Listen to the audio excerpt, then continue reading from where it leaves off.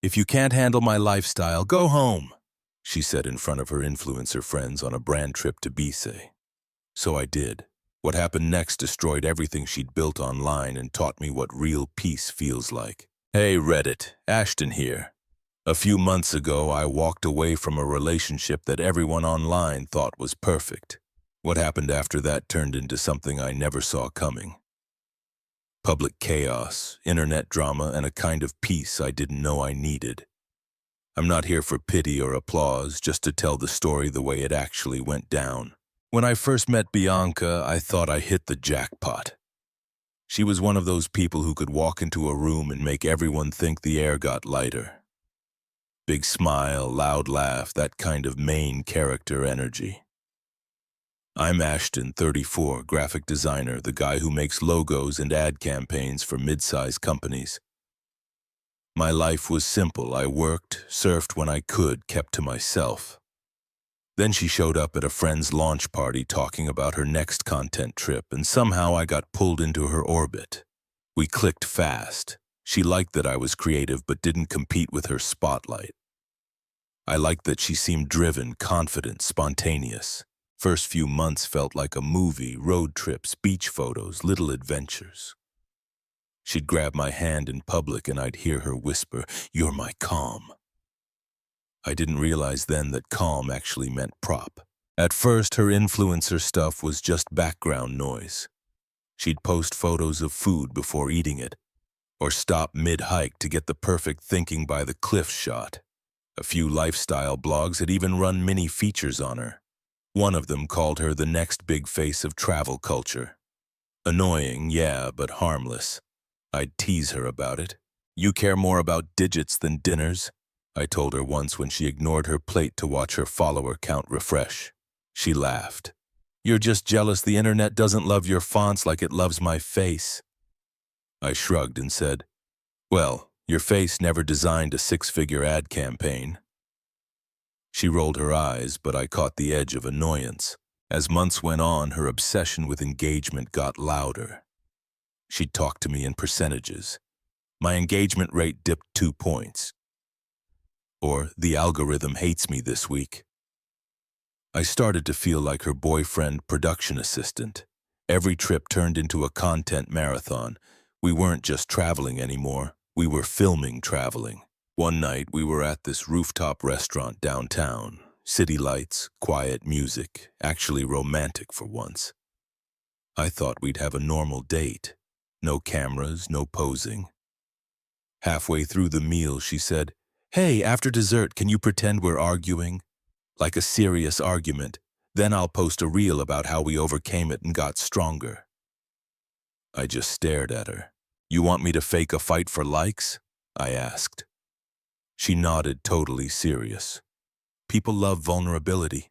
I leaned back and said, "Should I fake cry too? Maybe throw in a dramatic breakup and an apology video while we're at it?"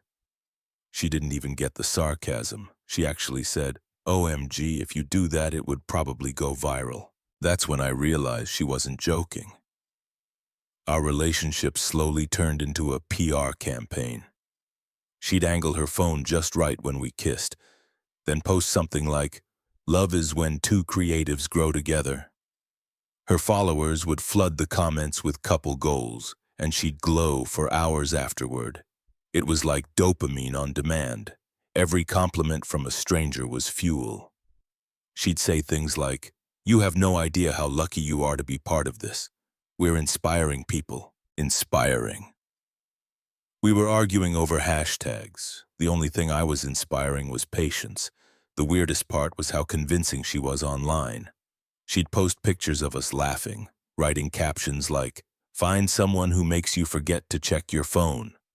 Except she was the one who couldn't stop checking it. Sometimes I'd scroll through the comments and see people writing, "I want a love like yours." But I almost replied once, "You can have it, but you'll need a ring light and a fake smile." By year 2, the cracks were obvious.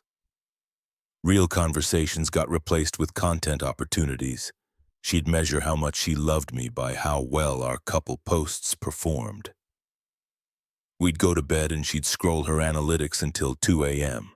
I'd try to talk, but she'd mumble, Hold on, babe, I'm responding to followers. It was like living with two versions of her. Bianca, my girlfriend, and Bianca Trademark, the influencer brand. The brand was winning. Still, I told myself it was just a phase. Everyone gets lost in their work sometimes, right? I figured the next big trip would reset things. We got invited to a brand-sponsored getaway in Bice. 6 influencers and their partners. A dream trip. Beaches and clear water. Everything paid for. I thought maybe being away from LA, surrounded by nature, could bring the real her back. The week before the trip, I told her, let's actually enjoy this one. Yeah, no nonstop shooting, no fake couple shots, just us. She smiled, kissed my cheek, and said, of course, babe, it's about us. Then I noticed she'd already packed 2 ring lights, 4 bikinis still with tags, and her drone. I laughed and said, guess the us you meant comes with a production crew. She rolled her eyes. You're so negative. Why can't you just support my career? That night, she posted a photo of us with the caption, my rock, my creative partner, my forever travel buddy. And for some reason, that one hit harder than the others, because I realized she wasn't lying, not about the creative partner part anyway. I was the unpaid intern in her brand, and she was the CEO of Qley. I stared at that post for a long time. Hundreds of hearts, comments calling us perfect, and all I could think was, if only they knew. Still, I went to Bice, because part of me, the stupid part, still believed there was something worth saving under all the filters and captions. The resort in Bice looked like a travel brochure had come to life. White sand, water so clear it looked fake. Staff in matching uniforms greeting everyone with fruit drinks and smiles. The next morning, the brand introduced everyone to Landon, a freelance PR coordinator contracted for the trip. 20-something, the kind of guy who introduces himself with his Instagram handle first. Hey guys, I'm Landon. I'll be managing content schedules and helping with logistics. Translation. He'd spend the week babysitting influencers. Bianca's eyes lit up like she'd met a celebrity. I swear I saw her posture change, suddenly standing taller, flipping her hair, laughing a little louder. Landon complimented her outfit immediately. You've got great angles, he said while adjusting her camera tripod. I raised a brow and muttered, yeah, she practices in the mirror daily. He laughed, probably thinking I was joking. By lunch, I noticed Landon orbiting Bianca more than anyone else. He'd carry her bag, fix her lighting, and stand just a little too close. She didn't push him away. She fed off the attention. I tried to play it cool. I wasn't about to be the jealous boyfriend in a group full of cameras, but I watched every time she laughed at one of his dumb jokes. That same laugh I used to love. It felt rehearsed, like she was auditioning for a new co-star. That afternoon, we headed to a private beach for a sunset shoot. Authentic lifestyle moments, according to the itinerary. Everyone started filming. I sat under a palm tree editing photos from earlier, trying to stay out of the circus. Then I heard it, Bianca's loud laugh echoing over the waves, that specific pitch she used when she wanted to be noticed. I looked up and saw Landon standing way too close behind her, holding a bottle of sunscreen like it was some kind of audition. Bianca tilted her head back, grinning up at him while he rubbed it on her shoulders like they were shooting a skincare commercial. I stood up, walked straight toward them. What the hell are you doing? I said, not yelling, just firm enough that everyone nearby went quiet. Bianca turned, pretending to act confused. Relax, Ashton. He's just helping. You're overreacting again, right? I crossed my arms, because clearly you needed a PR guy to handle basic sun protection. Landon took a small step back, awkward grin forming. Hey man, it's just sunscreen. Yeah, I caught that, I cut in. Maybe try applying it to someone single next time. She snapped louder this time. If you can't handle me having some fun, then go home. Everything froze for a second. Even Landon looked uncomfortable now, like he wished he'd taken a different gig. I took a slow step closer to her. "Fun?" I said. "You call letting some guy rub you down in front of half the group fun? Got it. Guess I didn't read the new definition." She rolled her eyes, trying to act unbothered, but her jaw was tense. I grabbed my towel from the sand and said, "You want to play couples for the cameras? Be my guest. Just don't expect me to stick around for the rerun." Then I looked at Landon. "Do yourself a favor, man. Keep it professional or you'll end up in her next apology video." Back at the resort, I packed while she was still out with the group. My phone buzzed nonstop. Group chat notifications, a text from her saying, "You're acting crazy, don't make this trip awkward." I ignored all of it. When she finally walked in, her tone was sharp before the door even closed. "You embarrassed me in front of everyone. Do you even realize how unprofessional that looked?" I laughed. "Unprofessional? You just told me to go home in front of a crowd because some guy touched your shoulder?" She exhaled loudly and said, "If you leave, you're proving everyone right that you can't handle me. Maybe I just don't want to handle you anymore." That shut her up. She stared at me like she couldn't believe I was serious. I zipped my suitcase, grabbed my laptop bag, and walked toward the door. "Relax," I said, half smiling. "Think of it as brand separation. You'll get sympathy clicks." She scoffed. "You're not funny." "I'm hilarious," I said, walking out. "You just stopped noticing." I spent the next hour at the lobby computer booking a red-eye flight one way. My hands were steady, no hesitation this time. When the confirmation hit my inbox, I felt something loosen in my chest, like I'd been holding my breath for years. Back in the room, I left a note on the nightstand. "You wanted me to go home. I'm just listening." The week before the trip, I told her, "Let's actually enjoy this one." Yeah, no nonstop shooting, no fake couple shots, just us. She smiled, kissed my cheek, and said, "Of course, babe, it's about us."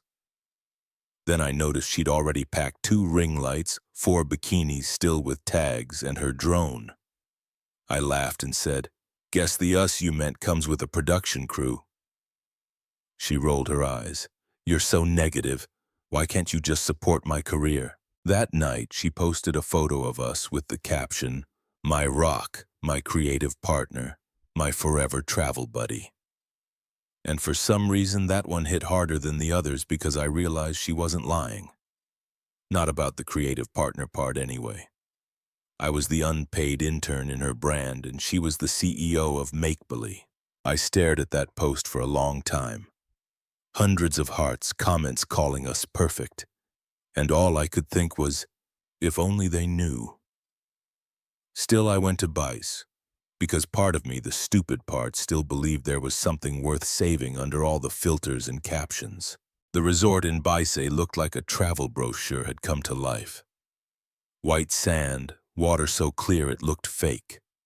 Staff in matching uniforms greeting everyone with fruit drinks and smiles. The next morning, the brand introduced everyone to Landon, a freelance PR coordinator contracted for the trip. 20-something, the kind of guy who introduces himself with his Instagram handle first. "Hey guys, I'm Landon. I'll be managing content schedules and helping with logistics." Translation: he'd spend the week babysitting influencers. Bianca's eyes lit up like she'd met a celebrity. I swear I saw her posture change, suddenly standing taller, flipping her hair, laughing a little louder. Landon complimented her outfit immediately. "You've got great angles," he said while adjusting her camera tripod. I raised a brow and muttered, "Yeah, she practices in the mirror daily." He laughed, probably thinking I was joking. By lunch, I noticed Landon orbiting Bianca more than anyone else. He'd carry her bag, fix her lighting, and stand just a little too close. She didn't push him away, she fed off the attention. I tried to play it cool. I wasn't about to be the jealous boyfriend in a group full of cameras, but I watched every time she laughed at one of his dumb jokes. That same laugh I used to love. It felt rehearsed, like she was auditioning for a new co-star.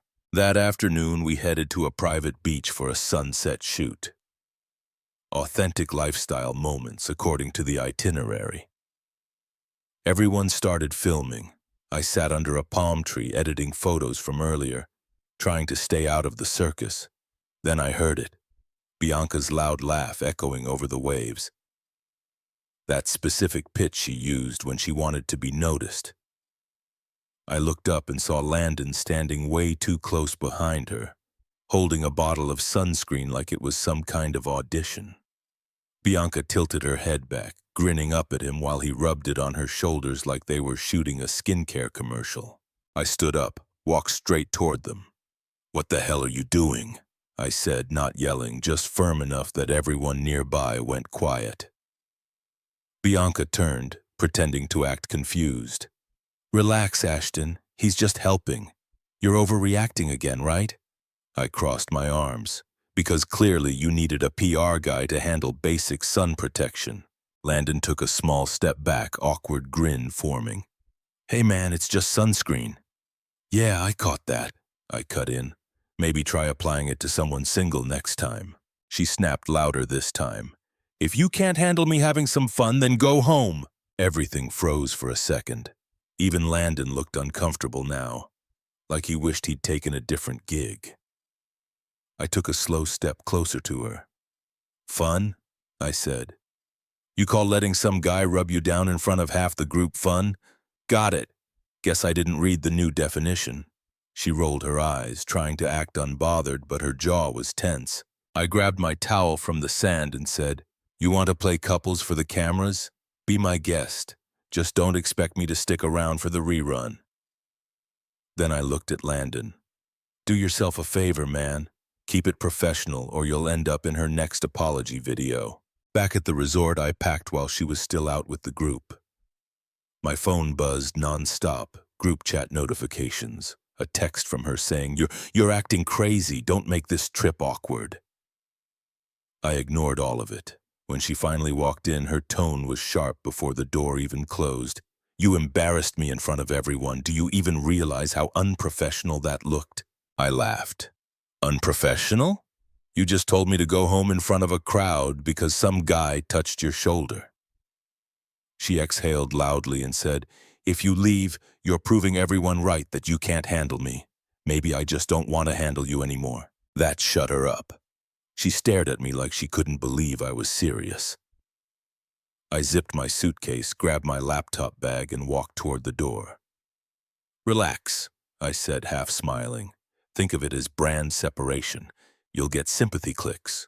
She scoffed. "You're not funny." "I'm hilarious," I said, walking out. "You just stopped noticing." I spent the next hour at the lobby computer booking a red-eye flight one way.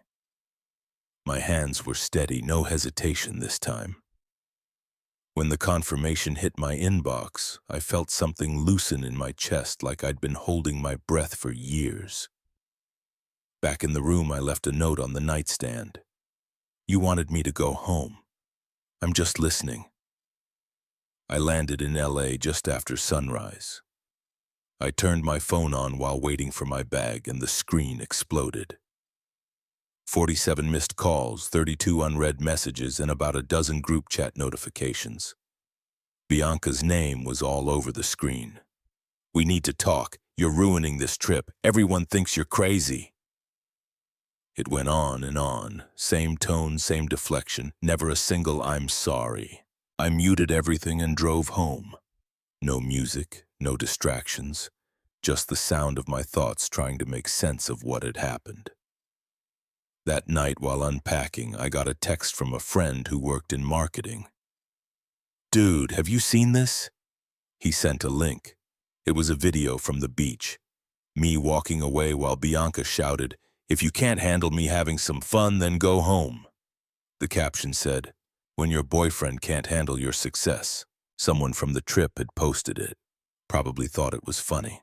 By the time I clicked the comments, it had already blown up. Hundreds of people were arguing under it. So now, cheating is called having fun. She sounds insufferable. Imagine humiliating your man in public and calling it empowerment. I scrolled, watching her perfect image crack in real time. Her followers weren't defending her, they were calling her out. A few even tagged me asking if I was okay. I didn't respond. Not yet. I wasn't going to rant or whine. I'd spent too long being quiet, but this time I was going to speak once and let the truth do the work. The next day, I opened my laptop, typed out a short post, and hit share. Every video you've ever seen of us was staged. Every authentic moment was rehearsed, directed, edited, and filtered. I wasn't a partner. I was production. She doesn't live a real life. She lives a parasocial one where strangers' opinions mean more than actual people. I walked away because I refused to be part of someone's content strategy. Respect is quiet. Disrespect is loud. That was it. No hashtags, no drama, just the truth. Within hours, it started spreading. Screenshots, reposts, reaction videos. People called it the most composed breakup statement ever. Some guy on Twitter even said he handled that like a CEO firing an intern. I didn't laugh, but it felt accurate. By nightfall, Bianca's comment section was chaos. She tried to do damage control. I could tell because a few mutuals texted me saying she was spinning the story, saying I'd been controlling, insecure, jealous of her career. But the internet wasn't buying it. Someone from the Bice group leaked screenshots from the group chat where she joked about keeping me around until the next campaign. That one hurt, not because I didn't expect it, but because of how casual it was. Like I was an old phone she planned to upgrade soon. I stayed silent after that. My post had said everything. Anything more would have made me look like I cared, and I didn't. Not anymore. 2 days later, a journalist emailed asking for a quote. I declined.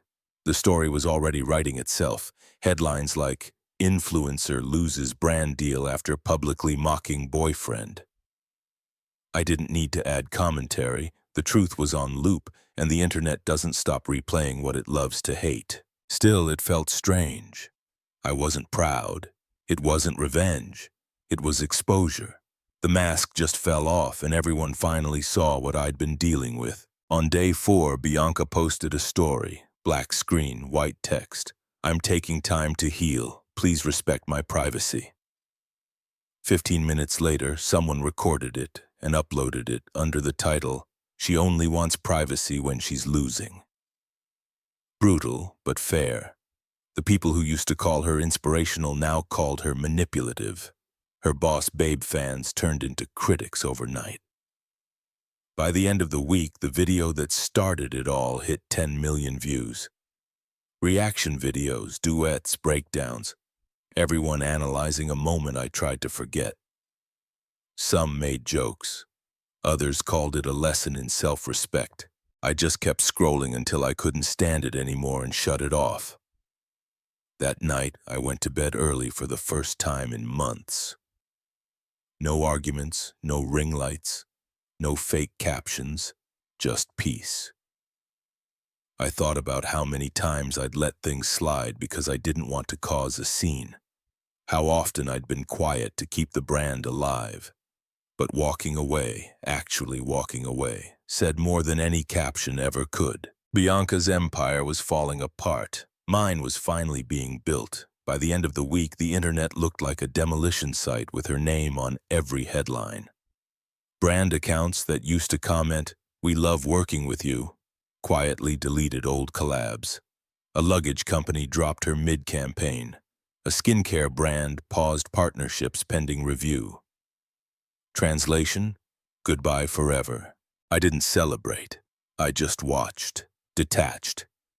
It was like seeing a storm from a distance. Loud, messy, but no longer touching me. Then the screenshots hit. An influencer friend of hers wanting to ride the wave leaked a private chat with her. There it was in her own words. "He's too sensitive for this industry. I have to babysit his emotions. Another Landon actually understands me. Ashton's just average." The internet didn't take it well. Comment sections exploded. "Imagine humiliating your partner publicly and privately. Babysit his emotions, girl. He babysat your entire career. So Landon understands her." Looks like he understands regret now. The flirty tone in her messages to Landon was hard to ignore. Inside jokes, heart emojis, and one line that made her look finished. At least you appreciate me, unlike some people. Landon tried to save face. He posted a long story, a black screen with white text like every fake apology starts. There was no wrongdoing. Things were taken out of context. Please stop harassing Bianca. Within an hour, someone leaked his DMs, screenshots of him bragging to a friend that Bianca is totally into me. The friend replied, "You know she's in a relationship, right?" Landon's answer, "Not for long." That was it. Instant career suicide. His PR clients dropped him, and Bianca's last supporter turned into another liability. Meanwhile, my inbox was blowing up. Design agencies, outdoor brands, lifestyle companies, all suddenly remembering I existed. They wanted to collaborate, sponsor, consult. One message stood out from a well-known apparel brand. "We've followed your work for a while. Your composure through everything says a lot about your professionalism. Let's talk." I laughed when I read that. Funny how staying calm made people think you were some kind of monk. I wasn't zen. I was just done. That same night, I got a string of messages from Bianca, not the fake PR ones. These were pure panic. "You have to delete your post. You're destroying everything I built. You don't know what this is doing to me. I can't get work because of you." Then the big one. "You're ruining my life." I stared at the screen for a while, thumb hovering over reply. Then I locked my phone and went back to work on a new logo for a surf brand. She wanted me to feel responsible, but I wasn't. I hadn't ruined anything. She had. A few hours later, another notification popped up. Bianca again. A long paragraph this time, all over the place. Blame, guilt, begging. She said I'd turned the internet against her, that people were harassing her nonstop. She said she'd built her name from nothing, that I should know what that feels like. She was right about one thing. I did know what that felt like. The difference was I built mine on work, not pretending. I typed back 3 words, "This isn't my fault." Then I muted the chat and never opened her messages again. The next few days were a blur of chaos. Her crying live on camera, deleting it 5 minutes later. Re-uploading a clarification, then deleting that too. Every time she tried to explain herself, she dug the hole deeper. Her followers were dropping by the thousands daily. One influencer gossip page made a side-by-side post, her saying, "If you can't handle me having fun, then go home." Next to me, quietly packing my bags. Caption, "She told him to go home." He did. Now she's homeless career-wise. Brutal, but the internet doesn't pull punches. Through it all, I kept my distance. No posts, no interviews. I didn't engage in the drama, didn't comment on anything, didn't even like the supportive posts tagging me. My silence became its own statement. People said I was being classy, that I took the high road. Truth is, I just didn't want to feed the noise. One night, while finishing a client mock-up, I scrolled past an article titled, "The Fall of the Perfect Couple Brand." It had photos of us smiling on beaches, laughing on rooftops, fake moments she'd staged for years. The author wrote, "Turns out perfection doesn't survive sunlight." I shut the laptop and sat there for a minute. There was no satisfaction in any of it. Watching her fall didn't feel like victory. It just confirmed what I'd already known. The whole thing had been built on lies, and lies don't last long under pressure. My life had gotten quieter, cleaner. I had real clients, real projects, real people to talk to again. No filters, no ring lights, no pretending. Bianca's world was burning down online while mine was finally starting to grow. I didn't celebrate. I didn't gloat. I just worked because I finally understood something simple. Walking away wasn't revenge. It was self-respect. And watching everything unfold now, it didn't feel satisfying. It just felt right. A few days after the chaos peaked, I got an unexpected email. Subject line from Bianca's parents. For a second, I almost deleted it. assuming it was another attempt to guilt trip me. But when I opened it, it was short, polite, and strangely genuine. Ashton, we wanted to personally apologize for what our daughter did. We've watched everything play out and we're ashamed of how she treated you. We never supported her influencer lifestyle. She once tried to involve us in her videos and we refused. It's not who we are. You didn't deserve this, Mark and Diane. It caught me off guard. For years, Bianca had painted them as these judgmental, controlling people who didn't understand creativity. Turns out they just had boundaries, something she couldn't stand. I replied simply, "Thank you for saying that. I appreciate it." It felt like closure, finally. The first decent human thing to come out of that entire mess. For a couple of days, things actually seemed calm. My new clients were steady. I was getting praise for my design work, and people online had started shifting focus to the next internet scandal. I thought maybe, just maybe, I could close the chapter for good. But peace never lasts long when the internet's involved. It started small. A few random comments under my posts. "You're a liar. Stop playing the victim." Then came the DMs, hundreds of them. Some were obvious trolls, others full-on angry paragraphs accusing me of destroying a woman's career. One message said, "If you were a real man, you'd apologize to her." Another, "She helped you and you repaid her with humiliation." At first, I ignored it. I dealt with worse, but it kept building. Whole threads on Reddit, videos on TikTok twisting my words, edited clips showing Bianca crying with dramatic music, and captions like, "He broke her for views." They took snippets of my calm post and edited it over footage of her pretending to cry, turning it into some cinematic tragedy where I was the villain.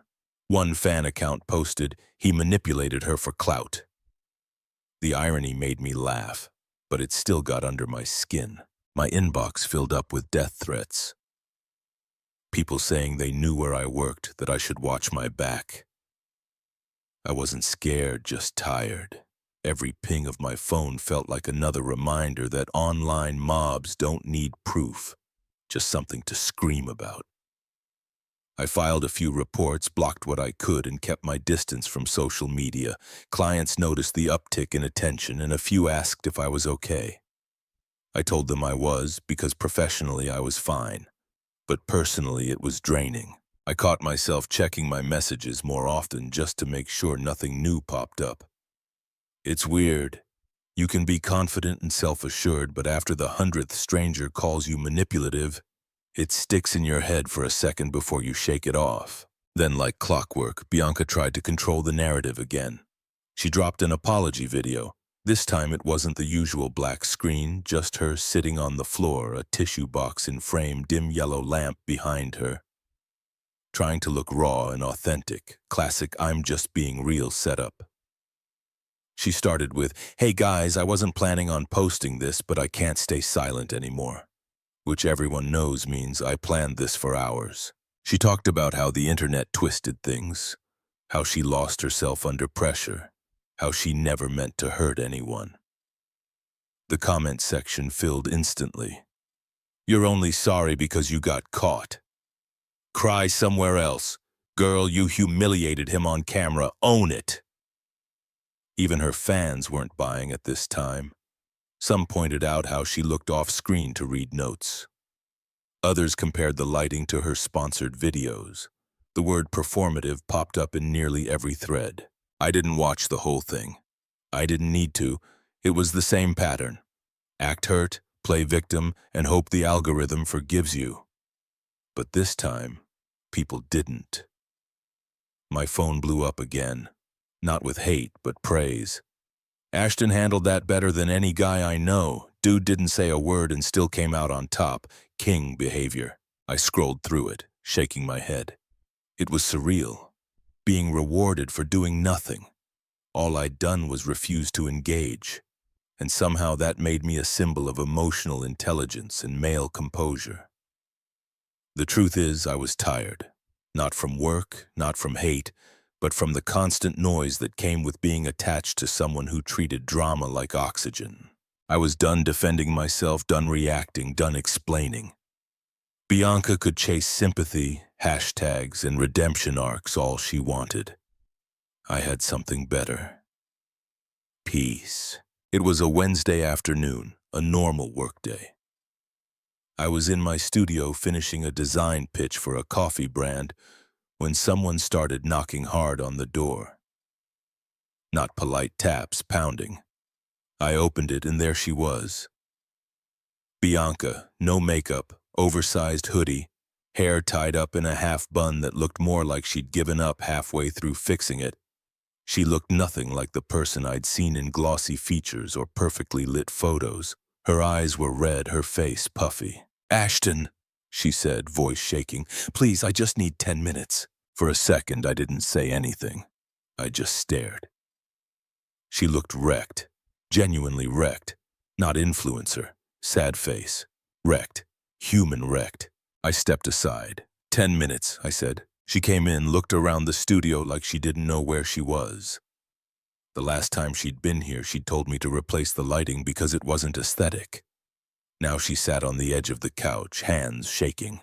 "I lost everything," she said. "All of it. Sponsors, my apartment, even people I thought were my friends. Nobody calls anymore. I'm radioactive." "I can imagine," I interrupted, keeping my voice flat. "You built your life on people's opinions. When they change, everything collapses." She didn't argue. For once, she actually listened. Her eyes filled up. "You think I don't know that now? I wake up every day and I don't even know who I am. I can't post, can't show my face, can't go online without being called fake." I leaned against my desk. "That's because you spent 3 years teaching people you were a brand, not a person. They didn't love you, Bianca. They loved the version of you they could consume." She rubbed her face. "I know, I didn't mean to lose you in all of it." I didn't respond. I didn't trust her words anymore. She looked up, eyes searching mine. "You have no idea how much I miss you. I keep thinking if you just talked to me, if you hadn't walked away that day." "Stop," I said, raising a hand. "You told me to go home in front of a crowd. That wasn't a slip. That was who you were." She stood up suddenly, voice rising. "Because I wanted you to fight for me. You just left. You didn't even yell or argue. You just walked away like I didn't matter." Her voice cracked. Tears started rolling. I stayed still. "You wanted me to fight for you," I said. "Love isn't a contest. You don't test people by humiliating them." She shook her head, pacing. "You don't understand. That trip, everything, the stress, the pressure, I wasn't thinking clearly. You were supposed to know me better than that." And I crossed my arms. "I did, that's why I left." She stopped moving. The silence stretched. Then something in her broke. She started crying. Not influencer tears. Not sad girl aesthetic crying. Full-on ugly sobbing, shoulders shaking, gasping for breath. She tried to speak, but it came out between sobs. "I loved you, I really did. I just didn't know how to do it right." I grabbed a box of tissues off the desk and placed it next to her. "Yeah," I said quietly. "You didn't." She looked up, tears streaming, mascara running even though she hadn't worn much.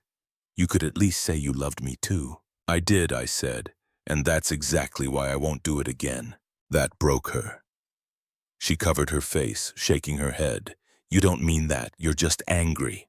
"I'm not angry," I said firmly. "I'm done. There's a difference." She stared at me like she didn't recognize me. The Bianca I'd known would have kept performing. Dramatic exit, guilt-tripping speech, something to control the moment, but she didn't. She just stood there defeated. "You could fix this," she said softly. "If you posted something, told people we're okay, I could rebuild." I stared at her. "You're still thinking in views and followers. You lost me years ago to that mindset. I'm not going back." Her breathing got heavier. "So that's it. You're just done." "Yeah," I said, "I'm finally done." She let out a shaky laugh, half cry, half scream.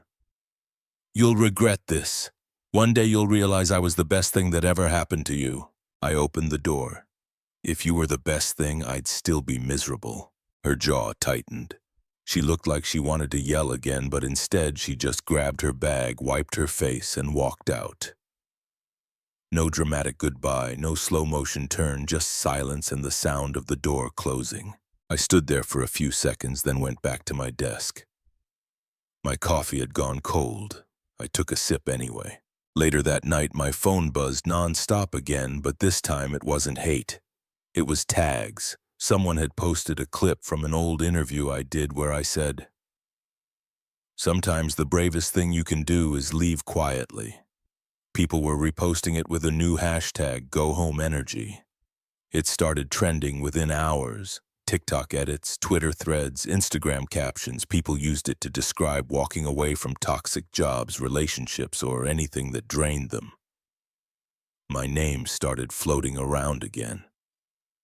Articles calling me the guy who walked away instead of fighting to stay. It was strange seeing it spread, but this time it didn't feel heavy. No noise, no chaos, just a message people actually understood. For the first time in years, I wasn't the one holding a camera, fixing lighting, or managing someone else's image.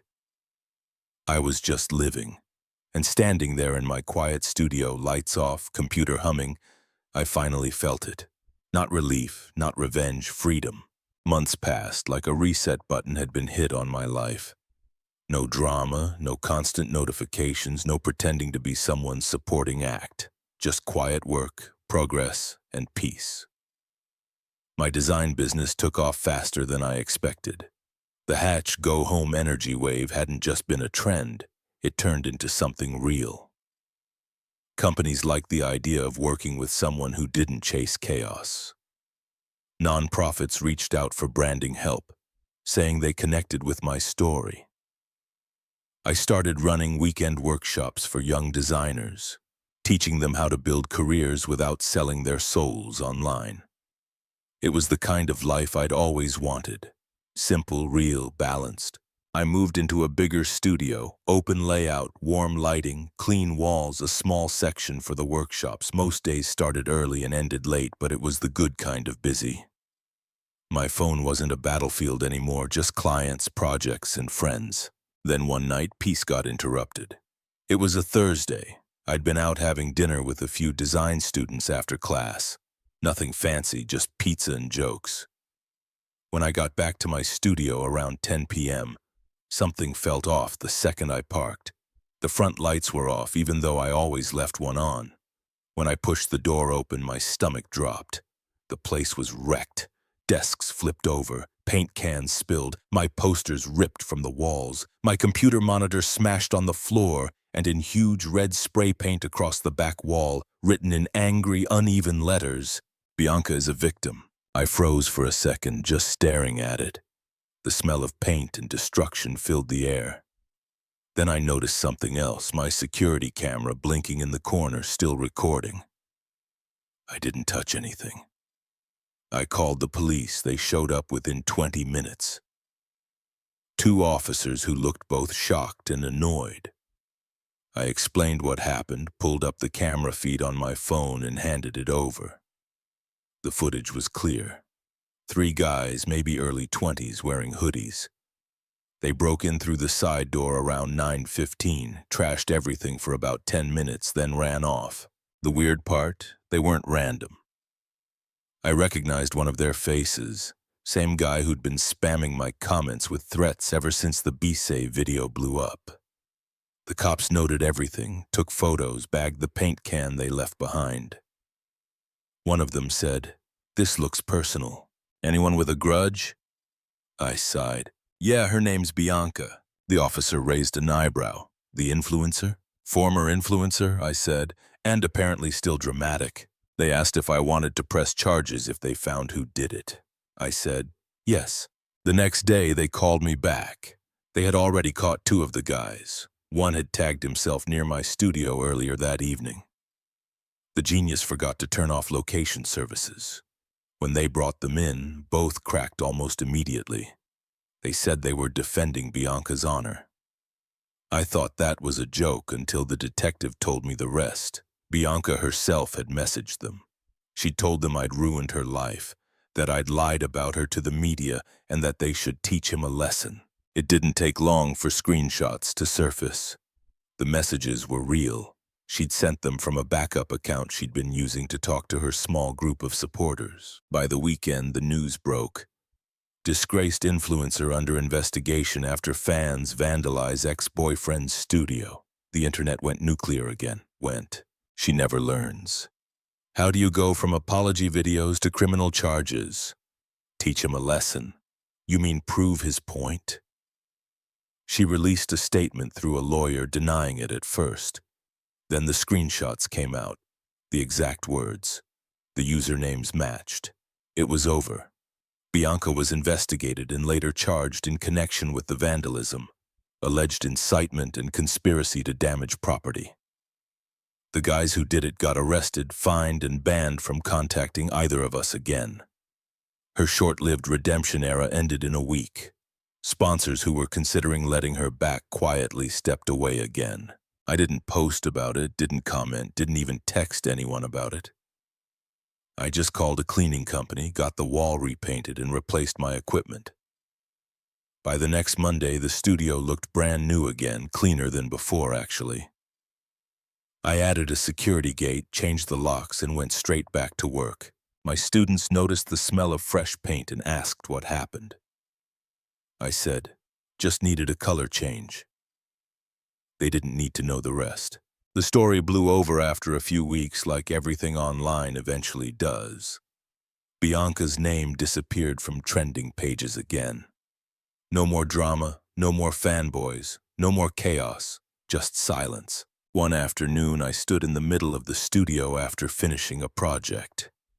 The sunlight coming through the windows, the hum of my computer. Everything calm again. For the first time, I felt untouchable. Not in an arrogant way, just free from anything fake. Bianca's world was finally gone for good. Mine was just getting started. I looked at the new wall, clean, white, untouched. The red spray paint was gone, but a faint shadow still showed through the layers like a reminder. Not bitterness, not anger, just proof. Proof that peace isn't about things staying quiet. It's about knowing you can rebuild after someone tries to destroy you. I turned off the lights, locked up, and stepped outside. The city air was cool, quiet still.